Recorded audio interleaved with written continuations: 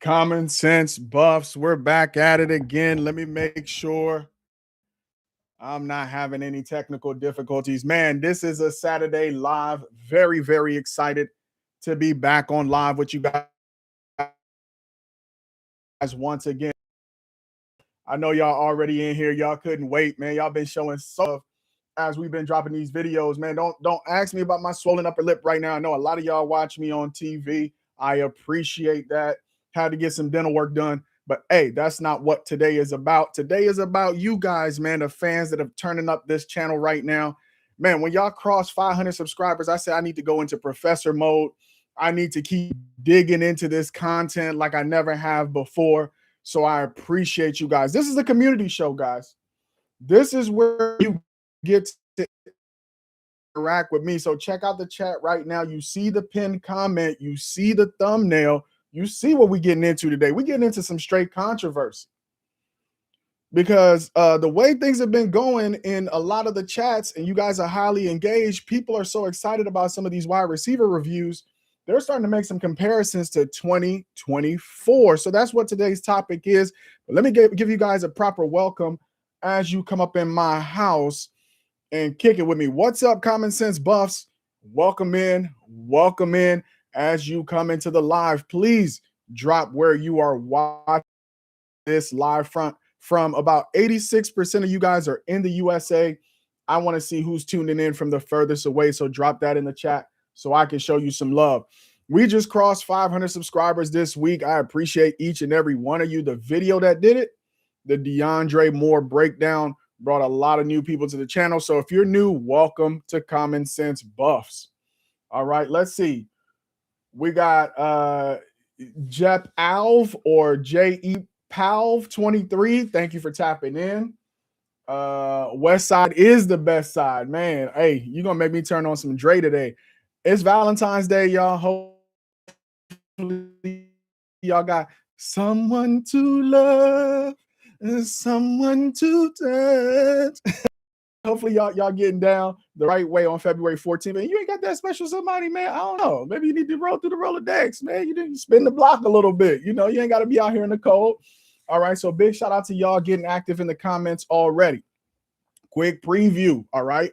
Today, the real question we're going to try to answer with a lot of analysis, guys. I told you I went back to college. I'm going to pull out a spreadsheet on y'all today because we are logical on this channel. It's not emotional. Here's the question on the table. Is Colorado's 2026 wide receiver room actually better than 2024? Y'all need to let me know what y'all even think about that question. Should we even be asking that question? Is it way too early? All right. We're not just talking about hype. This is not a hype channel. We're talking about actually statistically better. This is a heavy lift for me, guys. So I'm going to need a lot of help. I'm going to need you guys to challenge me, call me out in the comments. Are we structurally better in that wide receiver room? Do we have wide receivers that actually fit the scheme? I'm going to give you guys a little bit of the research I've been doing on Brennan Marion. And are we more dangerous overall? We're going to get into all of that. All right. We're letting more people get in here. I already see you guys viewing. I already see you guys watching. Appreciate you. All right. This channel right here is all about film breakdown. So if you like film breakdown, you're going to get that here. More videos to come. We're going to talk about roster analysis. We already did the D-line. We're going to move on to the linebackers, break that down. And then we're going to talk about a real structural conversation about the Colorado Buffaloes. All right, let's get into it, man. Without further ado, okay? You look at what Colorado added. No wonder people are excited. You got DeAndre Moore, the Texas transfer. You got Danny Scudero out of San Jose State, the Bolitnikov semifinalist. You got Cam Perry out of Ohio. Very, very productive. We're going to look at his statistics. Then we got returners like JoJo Williams, Q for 6, and Quanell. And then you get real excited when you know who's the mastermind behind this whole thing, calling this offense, Brennan Marion, right? The young whippersnapper, the up-and-comer, the 37-year-old OC with his own offense. Have you watched this man talk? Have you watched this man on Well Off? Have you watched this man on Darius Sanders videos? Have you watched this man on the pregame show? Have you watched this man's offense and the limited videos and the interviews that he's done online to get to know this guy? We're going to get to know his offense a little bit today as well. This isn't just about replacing that production we had in 2024. It's, are we really upgrading the entire wide receiver room? All right. But you see how we get down over here. We're not just, emotional, even though I'm a little bit hyped. All right. We're going to break this thing down category by category. All right. So let me give you how you're going to be making this decision with me. I don't even know who's going to win. This is not pre-planned. We're going to do the math together in the spreadsheet. You guys are going to see the spreadsheet in a second. Okay. Number one category, offensive coordinator, Brennan Marion versus Pat Shurmur, and which one of their schemes is wide receiver friendly? Question number one, category one. Each category, we're going to award up to 2 points. You could get quarter points. You could get half points. You could get 1.5. You get 1.75, but up to 2 points. The wide receiver room at the end of this with the most total points wins. It's the data. It's not favoritism. It's not emotion. So category one, up to 2 points. Offensive coordinator head to head. Category two, quarterback play. Hey, listen, the wide receivers don't throw the ball to themselves. Shedeur Sanders versus Juju Lewis. Shedeur Sanders is under Pat Shurmur in his scheme. Juju Lewis is under Brennan Marion in his scheme. We're going to break that down. Who's going to earn the most points in that category? Then we're going to look at the effect of the run game. Hey, to have an effective pass game, it must be complemented by an effective run game. Hint, hint. If you guys thought I was stacking the deck for 2024, I'm throwing in a category where I think 2026 is going to give them a run for their money. Then we're going to look at offensive line play. Which scheme is more heavily reliant on a quality offensive line? Right now, we don't even know what we got in 2026. How much is that going to matter? So I'm throwing that category in there.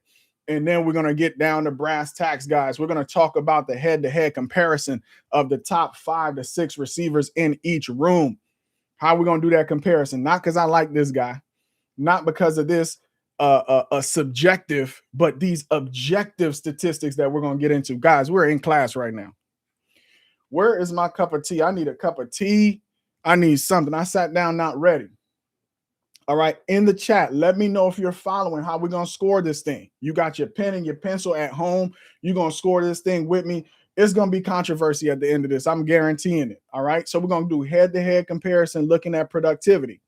Then we're going to look at win projection. Guess what? I don't care if your room is statistically good. Is your room going to help this team win? The high water mark in the prime era right now is 9 wins. Is the 2026 wide receiver room a 9-win or better room? That's going to get up to 2 points. All right. So y'all getting busy in the chat. Let me see what we got here. Yeah, proficient running game will definitely open up the pass game. So, guys, what do you think about the category, man? I really thought long and hard about this because we're the Thinking Buffs fans over here, all right? We're thinking statistically, so you guys could be in other chats like, yo, what are you talking about? Have you watched the live stream from Common Sense Buffs? He's really breaking it down, all right? So let's start with these OCs, guy. Let's start with these OCs. Let me go ahead and share my screen right now. Let me share my screen right now so you guys can see the scoring. Are y'all here for it? Are you guys tapped in right now? Are you tapped in? I need to know. All right, let me move this over. I got like 100,000 tabs open right now, guys, because we're going to have to support this thing with statistics and real analysis. All right. Where's my YouTube? Bang. My boy Keith Thunstill most definitely is not even close. The depth was unreal. Outside of Travis and Wester, the 2026 wide receiver room is stacked. All right. Keith right here. It's not even close. All right. We're going to see what the data says. Mr. Thunstill. All right. What we cooking today, man? You know I'm always cooking. I'm always cooking. And I'm chefing it up today. I am chefing it up today. We got ribs. We got lamb. Hey, look, if you own a seasoning company or something, you're trying to do a partnership, let me know, man. Holla at me. The channel's growing. All right, but we keep the, oh yes. There we go. Here's the statistics. Real simple. Here's the categories. Which offensive coordinator is more wide receiver friendly? We're going to look at that. Quarterback play, we're going to score that. Effective run game, we're going to score that. Offensive line play and the impact of offensive line play, we're going to score that. Travis Hunter, he get his own line. We're going to score that.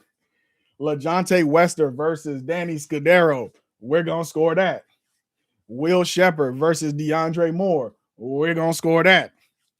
Jimmy Horn versus Cam Perry, I don't even got to say it. Marion Miller versus JoJo Williams. How did I even come up with some of these matchups, man? And I'm not talking about 2024 Marion Miller. I'm talking about 2025 Marion Miller versus Joseph Williams. Look at that typo. That boy was going too fast. Yeah. And then, because they so stacked, like my boy Keith Dunstall said, it's going to be Draylon Miller versus Q6 and Quanell is the double combination. All right. So let's get into this thing right now. Scheme first. You guys remember Pat Shurmur's scheme.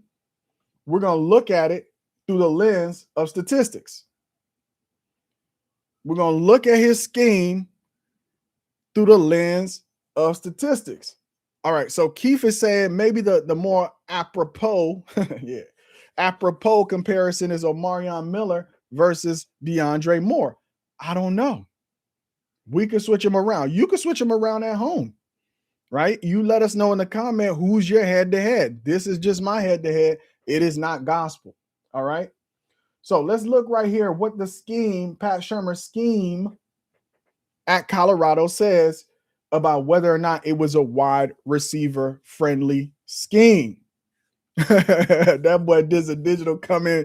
He licking off shots. But he says, LOL, what Shurmur scheme? 3 bubble screens in a row. Stop playing on Pat Shurmur's name, man. Listen, wide receiver friendly. Let's look at this right here. Look at the pass attempts. Guys. Whoever has a calculator at home, I need a ratio of pass to run real quick. Pass to run ratio for Pat Shurmur in 2024. Look at this, 477 pass attempts. When we get to these quarterbacks, man, we're going to talk about it. Shedeur Sanders, 477 pass attempts. Look at the total rush attempts here. 341, right? How the heck does Shedeur have 100 carries? Somebody explain that to me. I don't know, but let's just take the total number here. All right, 341 rush attempts. Look how many completed passes this man had. Absolutely nuts. Highest completion percentage, I think, in NCAA history. Insane. So right here, right off the top, in terms of what scheme would you would want to be a wide receiver in, I'm going to go ahead and give the lead to Pat Shurmur because of the number of attempts by the quarterback. And if you have a quarterback in a scheme that is pass heavy, the ability to actually complete these passes. So right off the top for Pat Shurmur, in terms of wide receiver friendliness 2024, I'm going to go ahead and give him 1 point right off the top. Right off the top. If you're a wide receiver in a Pat Shurmur scheme, at least the scheme that they ran in 2024, you're going to get a lot of targets. We're going to look at the distribution of targets, maybe scrambles. I don't know. I don't know if sacks actually count, but let me know. Do some research. Hit that chat GPT. Okay. If you're a wide receiver, you're going to get a lot of play time. Which offensive scheme has lots of wide receivers on the field throughout the game? Pat Shurmur on a regular basis had 3 to 4 wide receivers on the field at all times, right? You would regularly see Travis Hunter, LaJohntay Wester, Will Shepard lined up. Then when healthy, they would mix in Jimmy Horn, right? So now you go 4 wide, right? And then when Omarion was healthy, he was slotting in there when Jimmy Horn was hurt. So he was getting targets. And then, of course, the young freshman at the time, Draylon Miller, was getting targeted towards the end of the season. So you can see from a scheme perspective, 4,134 total receiving yards. So that's why I'm giving Pat Shurmur 1 point right out of the gate. Now, a comparison to Brennan Marion, the most comparable comparison I could find for Brennan Marion OC'd offense was his UNLV offense of 2023.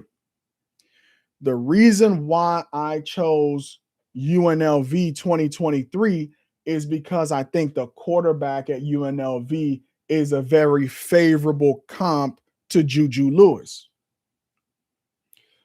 He's not going to run the ball a lot. You'll see in other Brennan Marion led offenses, if he has a quarterback who's effective at running the ball, he will lean more run. That does not mean he's not going to use his quarterback in his run schemes. He's still going to use them, but we know that Juju is that prototypical pocket passer. Also, why I like this comp of 2023, I believe this is Jaden Maeva's freshman season. Listen, guys, we're not just out here just whatever, okay? But let's look now at pass attempts. 404 pass attempts versus what we saw from Shedeur Sanders, 482, which is what I'm saying in terms of overall number of pass attempts. That's why Pat Shurmur, in terms of being wide receiver friendly and the number of wide receivers that are on the field to be targeted, he gets 1 point there. Okay. But here's where Brennan Marion recovers. Brennan Marion gets the ball to his wide receivers in far more creative ways. These pass attempts are using misdirection, effective run game to get these wide receivers open. So right there, in terms of wide receiver friendliness for offensive creativity, I'm going to go ahead and give him 0.75. He recovers in that category. But guys, here's where you have to understand. That was Shedeur plays. Travis run that black Cadillac and turn around. Wester, you are this popsicle stick. Travis, you are what? Keith wilding out, man. Keith is wilding out already in the chat. Keith, break it down for me.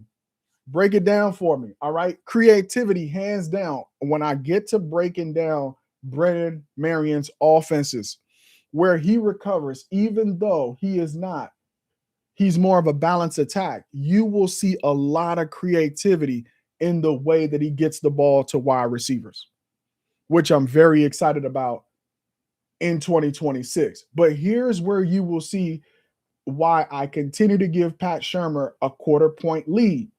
Look how many rush attempts they have. If you look at Colorado, I don't even understand how Shedeur Sanders has 100 rush attempts. That is what's inflating this number to 341.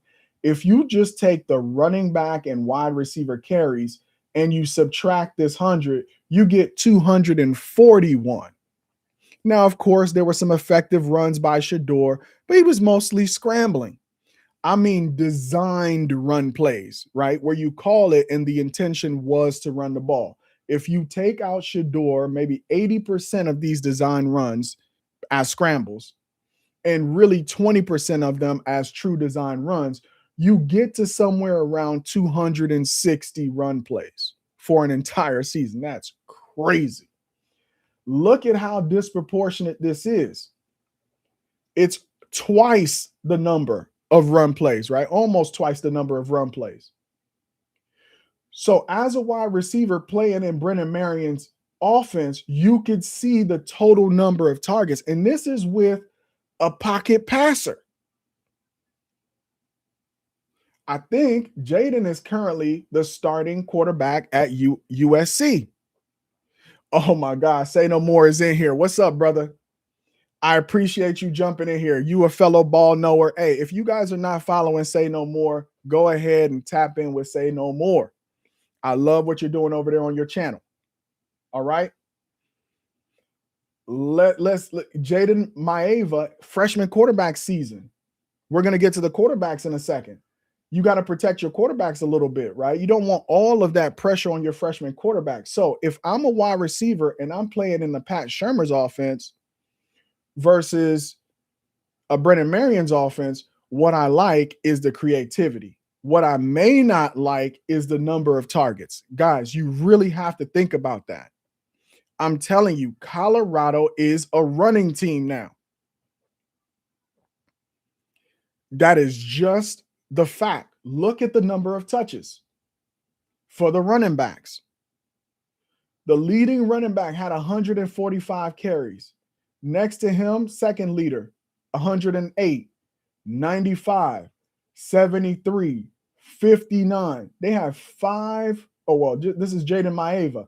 And this is what I'm talking about. He will still run his scheme even with a pocket passer because they run the triple option. And sometime the quarterback is going to keep that. This is not the Shedeur Sanders stat of 100 rushes that we know weren't true rushes. These are actually the quarterback reading that whatever their run key is and choosing to keep the ball. We're going to see Juju have to run the rock. This is good because it keeps defenses honest. And this is why you don't see in a Brennan Marion offense the quarterback giving up a lot of sacks. Right? He had 11 sacks on the season. Let me see how many. Shedeur Sanders had 42 sacks, guys. Oh my God. This is why I love the go-go offense. Your quarterback is not a sitting target. He is a moving target. He's not seven yards behind the offensive line, depending on the offensive line to hold up while he goes through all four of his progressions. Remember, it was quite often that they have four wide receivers on the field. This is what they talk about, the speed of processing, right? Pre-snap reads. He had 42 sacks. Now, we all know Shedeur Sanders held on to the ball too long, but here's the thing I like about Brennan Marion. Juju Lewis is not going to get touched that much this season, guys. Why? The defense is going to be so distracted by motion. They're going to be so consumed by Richard Young, Michael Welch, Jaquel Smith, Damian Henderson coming at them in waves and waves and waves of option, stretch plays, up the gut on the run game, that when you watch his UNLV offenses, I haven't watched Sacramento State. These wide receivers are wide open off of one step, three-step drop. You're not going to get to Juju Lewis in a Brennan Marion offense. All right. I just want to set the context here, guys, because we're comparing wide receiver rooms here and how the point and scoring system is going to work. Okay. This is why I give the slight edge in terms of wide receiver friendliness to Pat Shurmur. It's close. The wide receivers are going to get targeted, but the way that they're going to get targeted is because of Brennan Marion, his brilliance and his creativity, guys. When you see how this man calls pass plays, you're going to get excited. All right. So that's the edge right out of the room. How did you guys score offensive coordinators for wide receiver friendliness? Let me handle the chat real quick, guys. Y'all are turning up right now. Oh, memberships are coming soon where you guys as the audience can get involved, talk to me. I'm trying to build that out. That's coming soon. I appreciate the sub. If you haven't subscribed, go ahead and do that right now. Who you got starting at wide receiver if you go three wide? Okay, we're going to get into that. We're going to get into that when we get, hang on, Say No More, hang on. All right, let's jump into quarterback play. Let's jump into quarterback play. Right off the bat, Shedeur Sanders. Now, this version of Shedeur Sanders that we saw at Colorado had already been a starting quarterback for 2 years prior. The statistics he's putting up here with this completion percentage is a 4-year starter. 4 years of starting, you automatically got to give him 1 point right out of the gate,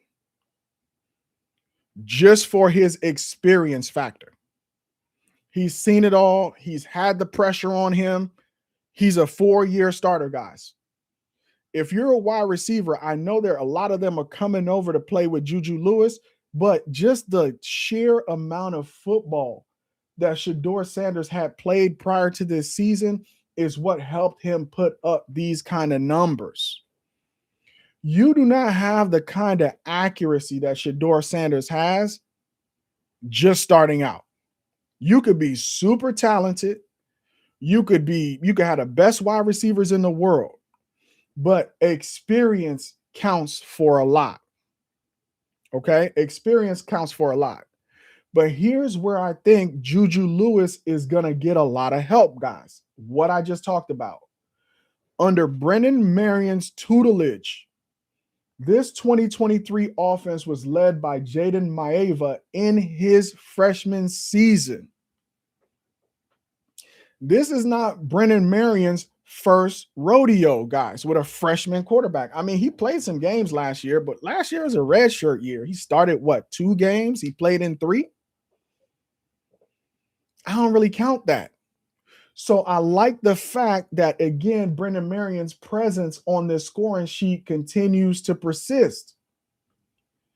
For me, Juju Lewis, a great 2026 is between 2,500 to 3,000 passing yards. They're not going to have him out there like Shedeur Sanders slinging the ball around. Not in the go-go offense, guys. However, for a freshman, 2,500 to 3,000 passing yards is a hell of a season. Do you agree or disagree? In the chat, go ahead and let me know. That's a hell of a season. What I also like is the completion percentage for a freshman. This is where Brennan Marion really excels. He takes the decision-making out of the quarterback's hands and gives him a lot of pre-snap reads to decide where to go with the football before the ball is snapped. You don't need to process how fast the game is as an inexperienced quarterback, because Brennan Marion doesn't put that pressure on you. He uses keys within the defense. For example, a wide receiver in Brennan Marion's offense might come in motion. A simple pre-snap read for that quarterback will be, if he goes in motion, here's where you go with the ball. Okay? Here's where you go with the ball. Now, the only risk in that is this touchdown to interception ratio if you get that pre-snap read wrong, because the ball is out.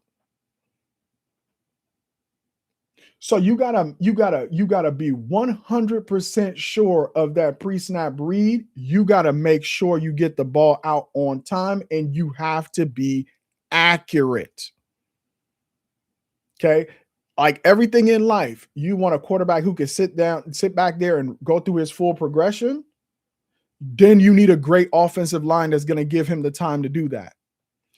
You want a quarterback not reliant on great offensive line play and really reliant on a running game to give him the time to throw the ball. Then you need a quarterback who's deadly accurate, a quick decision maker, and very, very smart at reading defenses pre-snap. Because if the defense fools you pre-snap, you're going to end up throwing an interception. Okay?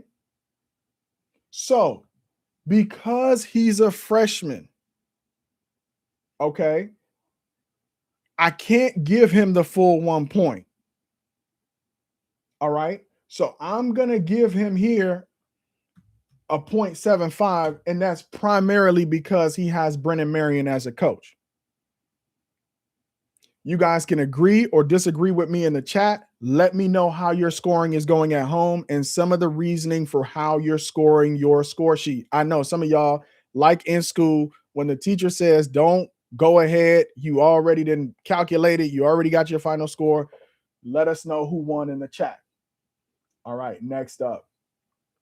Coach Prime has been talking about the running game since he came to Boulder, guys. Since he came to Boulder.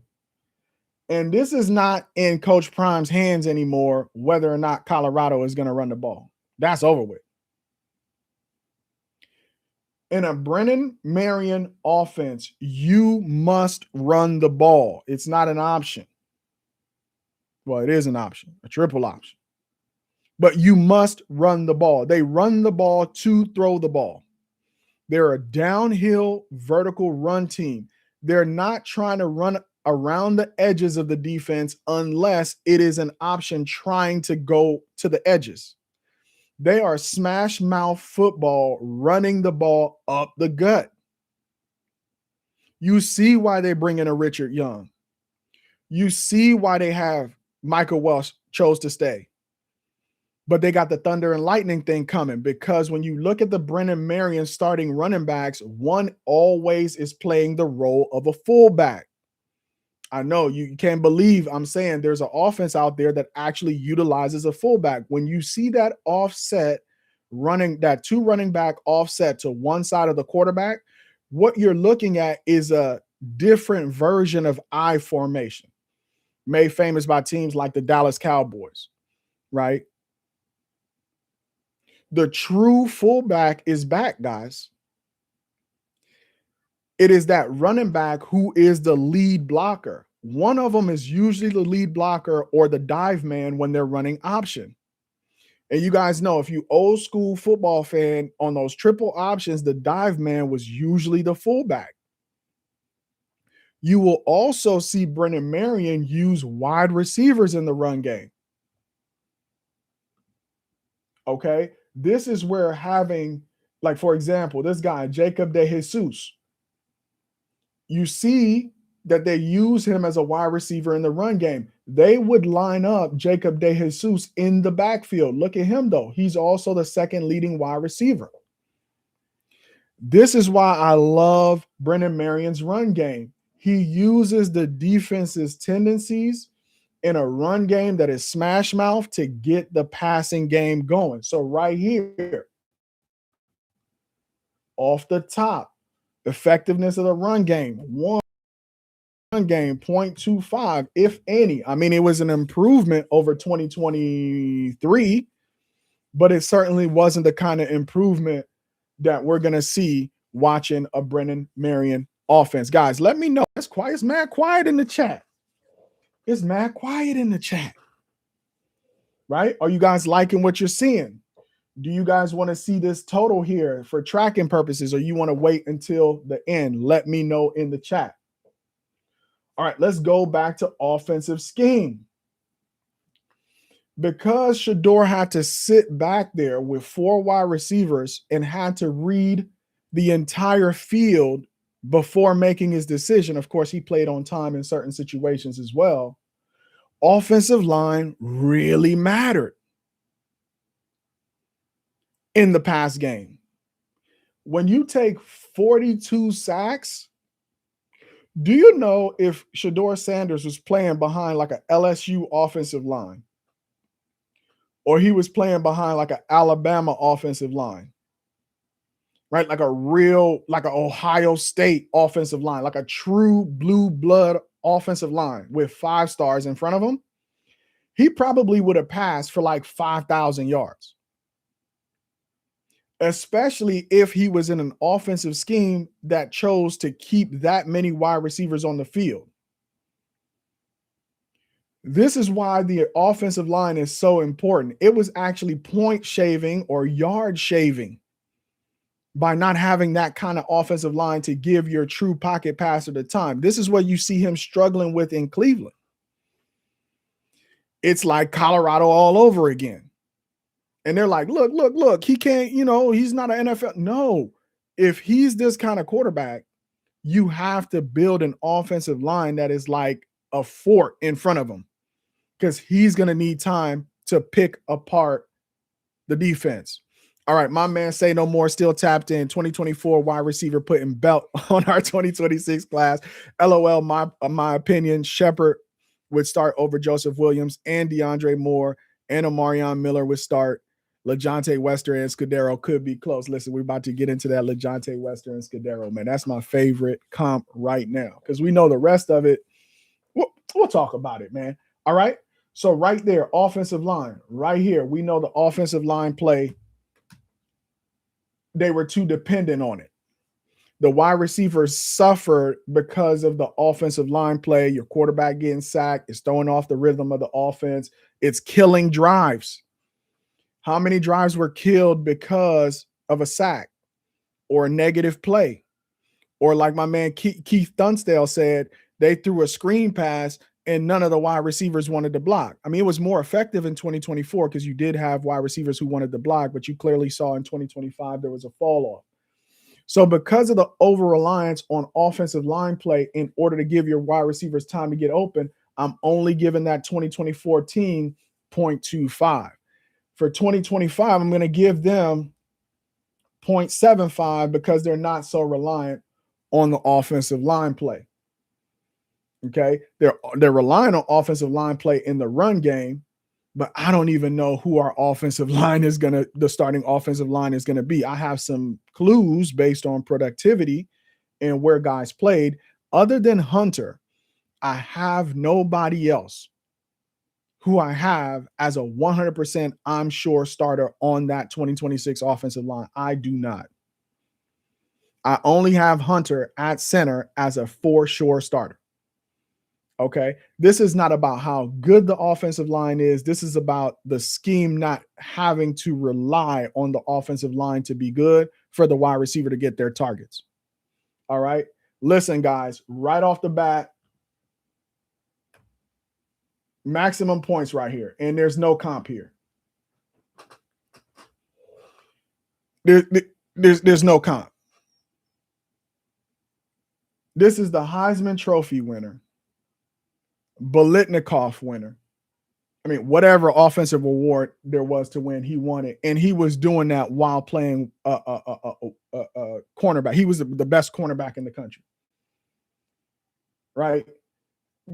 There's nobody in the 2026 class that is going to be the second overall pick in the NFL draft. There's no reason to even compare anybody. Okay? Let's look at this man's productivity. Damn near 100 catches. 1,258 yards. He's averaging 13 yards per catch. He had a long of 58 yards and he had 15 touchdowns. Are you serious? Yeah, he gets 2 points. There's no argument there. All right, Say No More says, haven't seen Scudero do it in the power 4 level just yet. So got to give that edge to Wester, Jimmy, or Perry. That's tough. Travis is a difference. That's a separator for sure. Yeah, he's listen. There's no arguing. Cam Perry and Campbell are coming around that mountain when they come along with Hakeem. But we got to, Keith, I agree with you, man. I agree, but with the tape, we got to look at the tape. To Say No More's point, he's seen Scudero do it at the power, not at the power 4, but that's the LeJohntay Wester story. He came from FIU, if I'm not mistaken, where he had over 1,000 yards. And what did he do? He came over, pick up where he left off. And at FIU, he was the number 1 wide receiver, just like Scudero was the number 1 wide receiver. LeJohntay Wester had to play the number 2 wide receiver to Travis Hunter. You see how many more targets Travis had than LeJohntay. LeJohntay could have put up Travis Hunter numbers if Travis Hunter wasn't on that team. Why? Because LeJohntay Wester was the best receiver on that team. When I get, you guys see the Scudero tape is going crazy. Everybody is finally starting to watch Scudero. I don't care where he played. You're not a semifinalist for the Biletnikoff if you can't play football. It's not like they're watching his tape. It's not like you go watch the reaction, right? If anybody could go to the channel right now, drop the reaction to Danny Scudero right here in this chat so people could just pick up after this live and just watch the video. You watch this man's tape, you like, hold up, bro. He's way better than these guys, clearly, at the level he was playing. And now he's in winter workouts with Coach Swayze. All I hope for Scudero is for him to shave about 0.3 seconds, 0.3, not 3 seconds, 0.3. He ran like a 4.5 flat.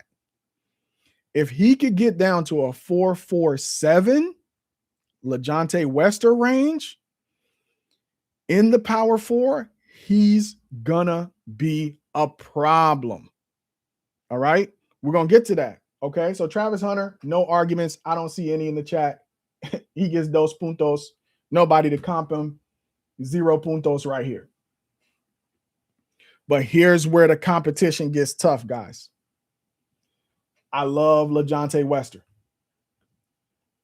LeJontay Wester is a dog, guys. 74 receptions, 931 yards as wide receiver 2. Wide receiver 2. He's the guy, the second most targets. Talk about making the most out of your opportunity. This is Brennan Marion's philosophy. He knows he has a loaded room. He knows his typical formations do not feature trips, do not feature 4 wide. He tends to go 1 tight end, 2 running back, 2 wide receivers. Or he might even go with an elephant set because they're trying to run the ball with an extra lineman, 2 tight ends, and 2 running backs with 1 wide receiver. Right? So every target for these wide receivers in the go-go offense, they have to make the most out of it. All right. These guys got 353 opportunities. For my comp from UNLV, they're going to get 251 opportunities. So guess who is going to be the players that eat the most? Is the guys with that could get open deep down the field. And when you watch the Scudero tape, because what Brennan Marion says in his offense, you need a quarterback who could distribute the ball, 2 running backs who are both willing to run the ball and block for each other, and 1 vertical threat. They're looking for big plays in the pass game, right? They're not going to do, 4 yards here, 3 yards here, and hit them with a big play in the pass game. So I love LeJontay Wester. Right off the bat, LeJontay Wester, little guy, making the most out of his opportunity. And then also, oh man, look, hold on. I think my connection is a little bit shaky, guys. Let me know in the chat if you still got me. My connection is a little bit shaky. Don't leave.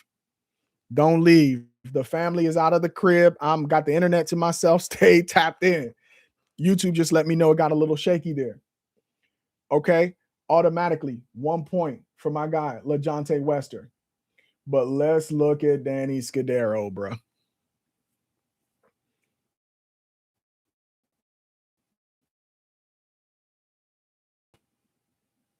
£174. The size is comparable. But look at the production.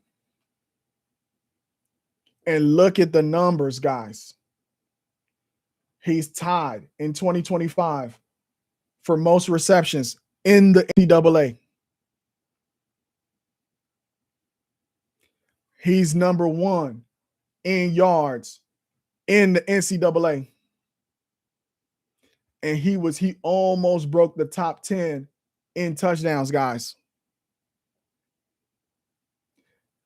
I know there's other names that get people like, because they play at a bigger school or whatever, or maybe they have that prototypical wide receiver or wide receiver 1 size. They did not bring Danny Scudero to Colorado to sit. Who is another wide receiver? If I told you they had these statistics, would not be your number 1 wide receiver. If JoJo Williams had these statistics, if DeAndre Moore had these statistics, Q for 6, Quanell, whatever. This is your most productive wide receiver on your team. Of all the wide receivers, this is where you recover points. Because you know Travis already out there with 2. So we need to catch up. And I give him 1, and I give him the 0.25 for being a Biletnikoff semifinalist. They're a 1-on-1 to me. Both guys came from smaller schools. Both guys, number 1 wide receivers at their smaller school. LeJohntay put up a little bit over 1,000 yards. We see what Danny Scudero did with 1,200 yards, leading the nation, 5th in catches. That means he has hands. You don't catch 88 passes unless you got hands. And he's not running hitches, guys. He's 5'9", and he is running go, fade, post, corner, to the house. That's why I give the edge to Danny Scudero. It is not a knock on LeJohntay Wester. The quarter point right here is the only place where I could reasonably say and be willing to argue, because he's a Biletnikoff semifinalist, I gave him that quarter point. Nationally recognized as one of the best wide receivers in the country, bar none, at any level. That's who you have in your wide receiver room. This guy does not sit. This guy does not ride the bench. Of the 2 wide receivers you're predominantly going to have on the field in 2026, Scudero is going to command a lot of those snaps. He must, otherwise he wouldn't be here. The good thing about Brennan Marion, though, is that man runs a lot of plays. So part of the go-go offense is that they try to create a 5th quarter. He runs a lot of plays. So his philosophy is not how many times you get targeted. This is Ricky White. I think he was an All-American this year. Exact same number of receptions as Danny Scudero. Question, what'd you do with it, though? You see what he did with it. He went crazy. He went crazy. Look at the average yards per catch. Look at the long, 82 yards, vertical threat, 8 touchdowns, guys. All right. I see. Okay, so my connection is good. I appreciate that. Man, I'm cooking right now, guys. What are we cooking today for Valentine's, man? I got some ribs. All right. I'm about to go in on them. Then I got some lamb, about to go in on them. I got asparagus, about to go in on those. Got the squash, about to go in on those, man. If you have a seasoning company, I want that to be my first sponsor, guys. Go ahead and find me a seasoning company, because I love to cook like I'm cooking right now. All right. So matchup number 1, slight edge to 2026. Slight edge. All right. Let me go ahead and close this one down. I think this is a little bit of, we want to see, I think some people were suggesting that we might want to switch some of this around. Yashari says, I'm crazy. Have you seen Scudero's tape? All right, let's go Will Shepherd.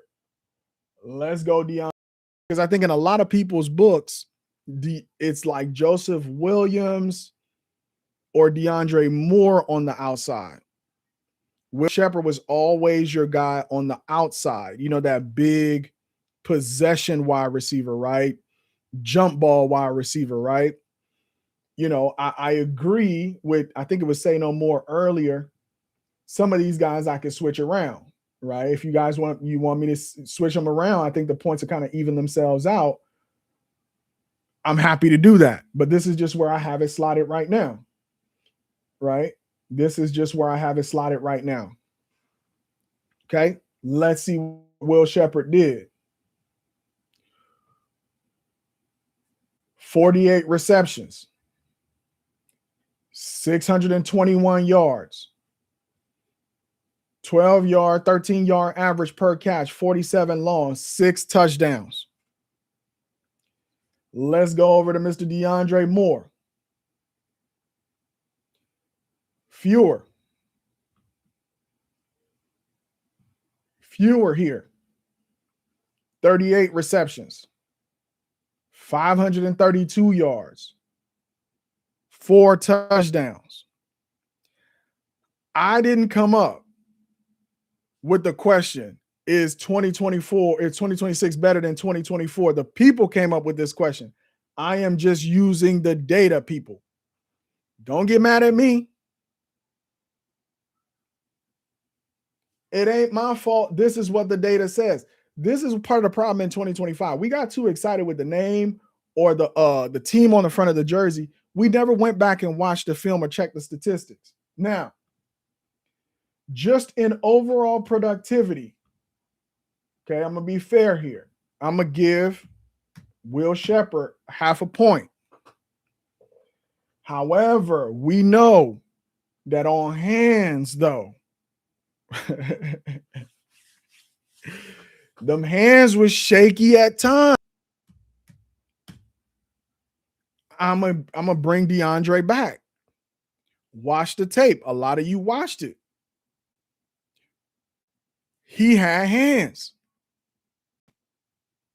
He could get it done. In the short to intermediate, you're gonna hit that. If it touches his hands, he's gonna catch it. Not a lot of drops. Route running.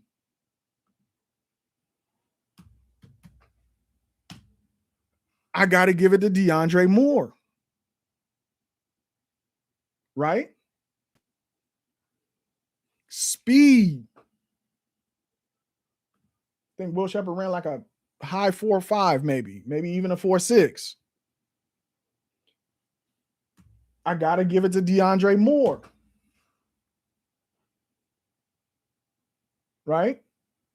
So I got him at 1 point. However, overall impact on the success of your team. You see, football is not just about you making plays, but how does putting you out there on the football field impact your team's ability to win games? You know, I had some Texas fans come over to react to or watch the DeAndre Moore video. And one of the common critiques of DeAndre Moore is he's a good player, but he's not a game breaker. This is what they kept saying. He's a good player. Y'all got a good player. But he's not a game breaker. In my mind, when I'm thinking football, I'm guessing that their criticism is he's not the guy that's going to be the reason why you win a bunch of games. He's going to be a player. He's going to make plays, but he's not going to be that game breaker. Will Shepherd was an important component of them going 9-3. And guess what matters, guys? It's not about individual player statistics in 2026. And Brennan Marion again, he talks about, I don't care if the score is 3-2. I just want to score one more point than the other team. CU this year is not padding statistic. I'm not saying they ever did, guys. It's a very controversial stance. All right. I don't know who watched. It's jumping up here. It's 41. Can we hit the like, please? Can we hit the subscribe? If you guys are enjoying the content, can I get some hearts? Can I get some 100? If you guys are engaged, let me know. We not only want wide receivers who can make plays or are good players, we need guys who, as a result of them being on the field, result in wins. Will Shepherd's presence is part of the reason why that team went 9-3. So I got to give game impact to Will Shepherd. I'm going to score this thing across productivity, hands, route running, and impact. I'm going to get because he was unreliable. His hands was unreliable in clutch situations. Like he almost lost that Baylor game. Right? It's not a criticism. It's you guys know what it was. right? If LaJohntay hadn't caught that ball, they would have ran Will Shepherd out of Boulder after that drop. All right. So right there, I think that's a fair scoring right there. That's a fair scoring. I'm not gonna total these because I think it's gonna skew now because I'm gonna try to somehow make it even out. I don't know what the score is gonna be. I'm just scoring, and you guys are going along with me. All right. I hope I'm saying your name, your handle right. Yashari Ahawadal Dada 8140, 4 NFL pros on 2024, and Omarion's a fifth. This is a waste of time. Good Lord. Man, I'm working hard here. I might break a sweat. It's a waste of time. All right, man. You hurt my feelings. You know, on Valentine's Day, you hurt my feelings. All right. Listen, let's keep going. Let's talk about one of the 4 NFL pros that Yashari is talking about in the comments. Jimmy Horn. Jimmy Horn. 37 catches, yard longest, 1 touchdown. Okay. Let's look at Cam Perry. Comparable height, comparable weight.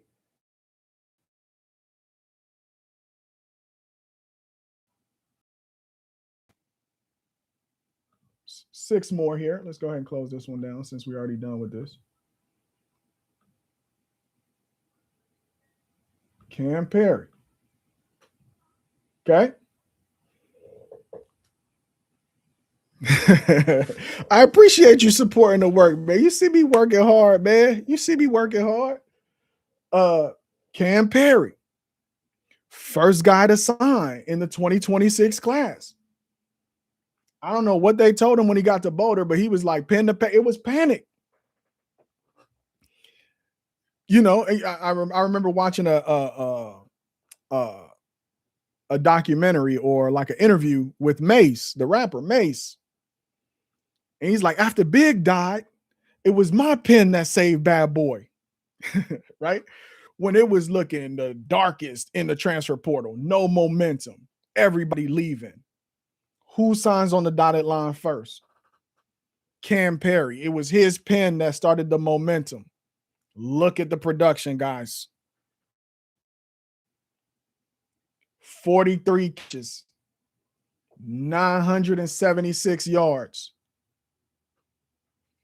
6 touchdowns. But look at the dang gone average yards per catch. Remember, in Brennan Marion's offense, you need one vertical threat to run this offense. There's a digital. Okay, we're comparing. I get you, man. I know it's unfair to Jimmy because he was hurt. Right? He was hurt. But we're comparing 2024 to 2026. That's what the people asked for. I'm giving the people what they asked for. Go ahead and throw up Jimmy's 2023 statistics in the chat for us so we can have some comparison. I'm not going to go find it right now. I'm cooking right now. Can I get an amen in the chat? Can I get some hearts? Can I get 100%? Can I get some shares? Let them people know if they want the real Colorado content. This is where you can come get it. And with my guy Say No More, of course. All right. This is why I put this man right here. Hey, he's going to go get it. Third in the country in average yards per catch. Guess what Brandon Marion was notorious for when he played football? I think he might have a record for wide receivers for average yards per catch. I know he led the nation, I think, twice in our average yards per catch. You know he loves a Cam Perry who also is able to give you this kind of average. Look at the compare him to any wide receiver in 2024. I mean, Marion Miller, right? Deep threat.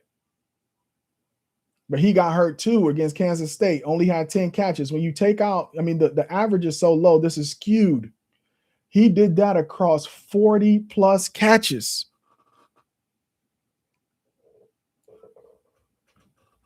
We also know Jimmy Horn has some issue with hands. It's not me, it's what the tape says. So he gets I don't know how fast Cam Perry is. They didn't say anything about, so we know Jimmy Horn, I'll give him the edge on speed. Questionable hands and reliability, I'm going to give Jimmy Horn 0.5. This is just on the 2024 season, guys. He didn't play the whole year. I don't even know how many games he played that year. And look at the productivity. I could only judge based on the productivity that year, guys. 37 catches, 441, 11-yard average, 69, and 1 touchdown. Right? But looky here. Almost 1,000-yard wide receiver. Now, this is how crazy the clustering is at the top for wide receivers. The difference between the number 1 and the number 25th player in receptions is like 300 yards. So probably like the number 24 person was like 981, right? When you're up here in the country, you are in elite production territory, guys.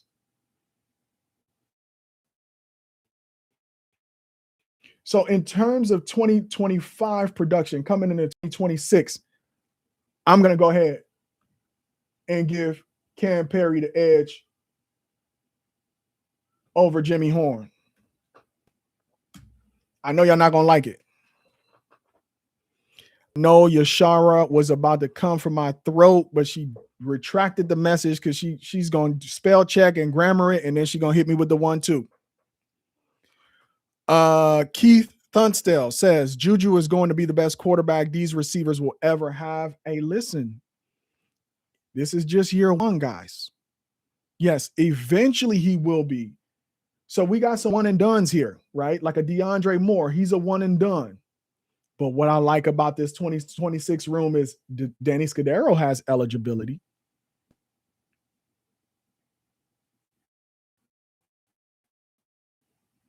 Cam Perry has eligibility. Joseph Williams has eligibility.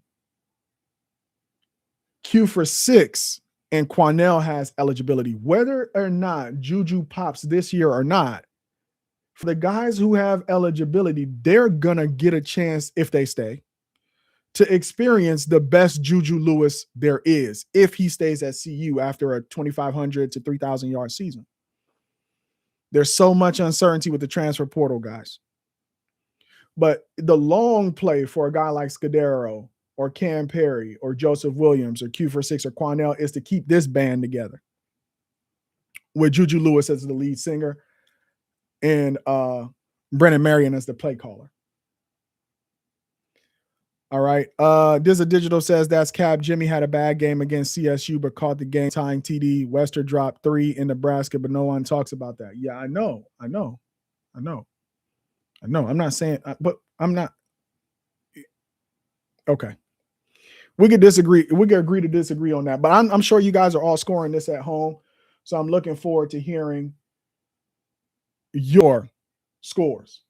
All right, let's talk about Omarion Miller and Joseph Williams. These two guys played together. Omarion Miller was hurt this season. He only played in a couple of games in 2024. Let's go ahead and close this.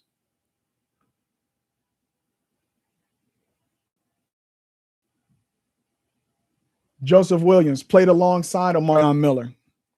For all intents and purposes, until the influx of all these prolific wide receivers in 2026, everybody has Joseph Williams penciled in as their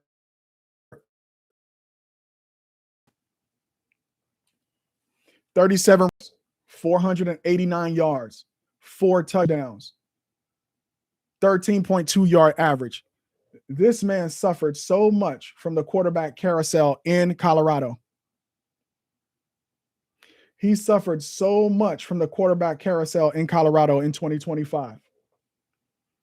If they had a stable quarterback room, like a starter who commanded that offense, right? And I know we had some scheme issues and it was a problem. I know.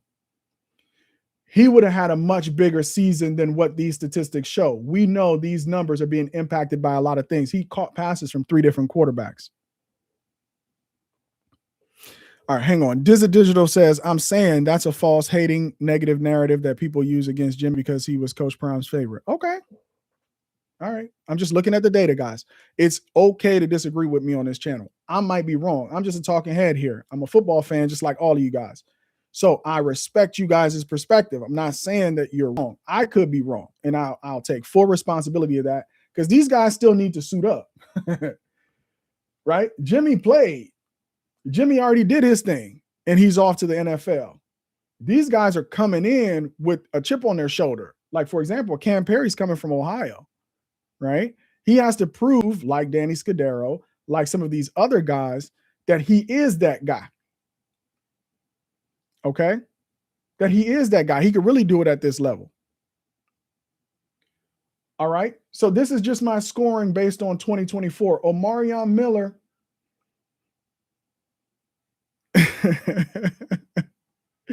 Marion Miller is the reason that boy over at Arizona State right now is wide receiver run Jordan Tyson replacement. There's a reason why he's over there. And he's the Jordan Tyson replacement. You got to give a 1 to Marion Miller. We know what that man can do. Crazy productivity, right? Biggest knock on Marion Miller, why he's not even higher with the kind of career that he's already had at Colorado and potentially will have at Arizona State. I think we get to see Marion Miller. That's going to be an interesting game. The biggest knock on Marion Miller is his either inability or unwillingness to block. And one of the tenets of a Brennan Marion wide receiver room is how you are without the ball tells me how much you love your teammates. And that was one of the biggest knocks on Marion Miller's game. Great hands. He was great downfield, contested catch, jump ball. You could trust him. He's going to make a play for you. Now, in terms of production, he had production when he came out of Tulsa as a freshman. His production took a hit, like I said, because of the quarterback carousel, but Joseph Williams is a very, very good football player. Very good football player. So off of quarterback carousel issue and lack of productivity for Joseph Williams in 2025, I'm going to go ahead and give Marion Miller the edge in that head-to-head matchup. It's not a yes man channel. It's not, I think I need your feedback. I might be wrong, and we might have to revisit this spreadsheet. I tell me, see, I told you so.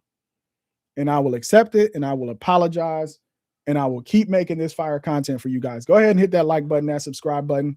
Appreciate all of y'all in the comments. We're over 500 subscribers on our way to 1,000. Last but not least, Draylon Miller. Now, I want to just make a special guest appearance here, but I know we have so many Q46 and Quanell fans. We had a lot of Draylon fans in 2024 coming into 2025. I think a lot of us left disappointed. This is a youth play right here. This is an upside play. This has nothing to do with productivity. If I was to put Draylon Miller against, let's say, an Ernest Campbell would have ran away with it. Because there's a reason why they brought Ernest Campbell over. You see the productivity. 37 receptions, 755 yards. Look at that. Big playability, 20-yard average, running a 4.3. Might get to a 4.2 by the time winter workouts are over. Right? I'm going to go ahead and put an asterisk here because I don't have a direct comp. Let's just go ahead and put an asterisk Ernest Campbell, just like we gave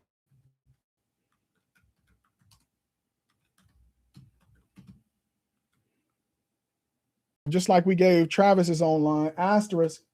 We'll call this guy the tiebreaker. We'll go ahead and give him 0.5 on a tiebreaker in case we get into a tiebreaker on this thing. Right? Because the number, I think we're being fair and balanced. I might be wrong, but I'm certainly trying to be fair and balanced.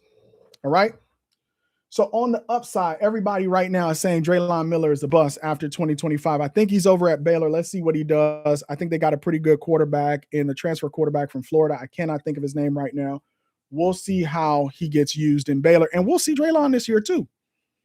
So we get to see our Marion and we get to see Draylon this year. So we'll find out whether or not he is a bust or he just had a bad season. We will see. But in terms of upside, unfortunately, I have to agree that based on his 2025 performance, even though he had a lot of impact late in the season in 2024 for a freshman with 32 catches, 277 yards, 49 in a long, and 3 touchdowns, he did most of this within like the last 4 games of the season. In terms of upside, I'm going to give him 50 cents. In terms of upside, in this season, with these two, I'm going to give them 0.75. Why? Because we're not talking about actual productivity. We're talking about projected productivity. All right, Keith Dunstale says, I'm sorry, but I trust all of the new wide receivers over the returning wide receivers. Consequences of the 3-9 season. Buffs need new energy. I agree. I think they're infused with new energy. So right here, in terms of season success, guys, 2024 was an absolute success. They get a 1 at 9-3. This is where I need you guys as the audience to be the final point giver here in 2026. I'm going to do a quick poll right now. If you think this 2026 wide receiver room is going to have the kind of impact that will propel this team to a 9-win or better season, I want you to go ahead and put a 1 in the chat right now. I need you to put a 1 in the chat right now. If you think this wide receiver room with Juju Lewis as the quarterback will get us to a 9-win season, and then we'll add this thing up. Good old Excel. I knew my Excel classes would come into handy one day.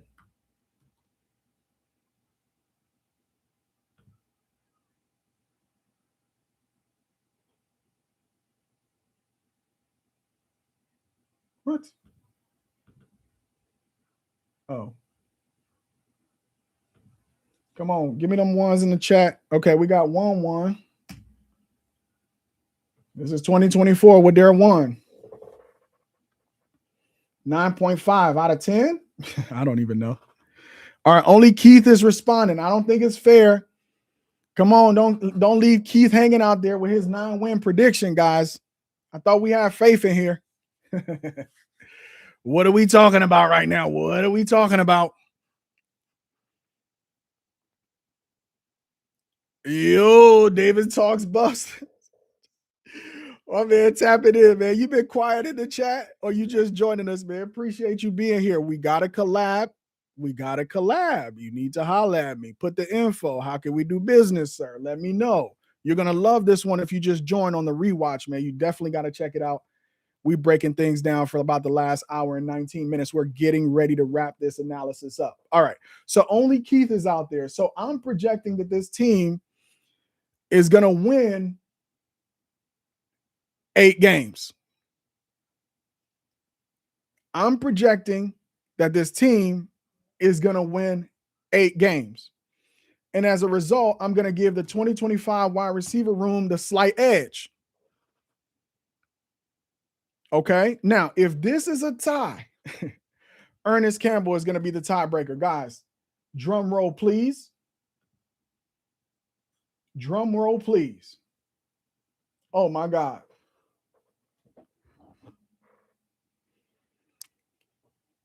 The data says that the 2024, according to my analysis, looking at offensive coordinator, quarterback play, effective run game, offensive line play, Travis Hunter, the difference maker, LaJohntay Wester, Scudero head-to-head, Will Shepard, DeAndre Moore head-to-head, Jimmy Horn, Cam Perry head-to-head, Omarion Miller, Joseph Williams head-to-head, Draylon Miller, Q for 6, and Quanell head-to-head, and projected wins.